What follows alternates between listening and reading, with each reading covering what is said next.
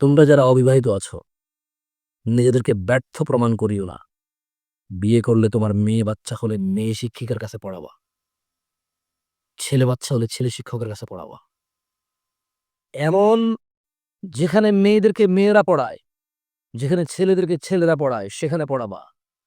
যে বালিকা মাদ্রাসায় শিক্ষক পুরুষ, ওটাকে বালিকা মাদ্রাসা বলবা না।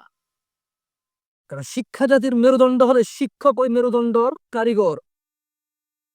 মেয়েদেরকে যুবতী মেয়েকে যুবক শিক্ষক পড়াবে পুরুষ, সামনাসামনি দাঁড়িয়ে দুষ্টামি করবে, তামাশা হাসি করবে। এরপর আবার ছাত্রী শিক্ষককে ছাড়া বাঁচবে না, এই চিঠি লিখবে শিক্ষককে।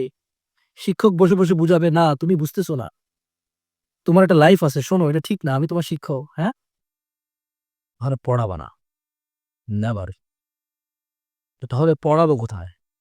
তুমি তোমার কর্ম ব্যবস্থা করো নাই, তুমি তোমার বাড়ির ব্যবস্থা করো নাই, তুমি তোমার যানবাহনের ব্যবস্থা করো নাই, তুমি তোমার খাওয়া দাওয়ার ব্যবস্থা করো নাই। তুমি তোমার মেয়ের জন্য ব্যবস্থা করতে হবে। যদি বলো যে আমি পারি না, তাহলে তুমি পারলা না, আর ব্যবস্থাটা করতে হবে।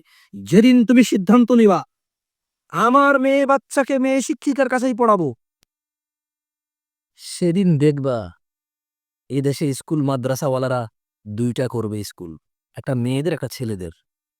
কারণ এটাই তার উপার্জনের মাধ্যম, স্কুল মাদ্রাসা পরিচালনা করা। সো সে তার উপার্জনের কোনো খাত ছাড়বে না। তুমি যেভাবে চাইবা সেভাবে সে প্রতিষ্ঠান দাঁড় করাবে। আল্লাহ আমাদেরকে বুঝার তৌফিক দান করো।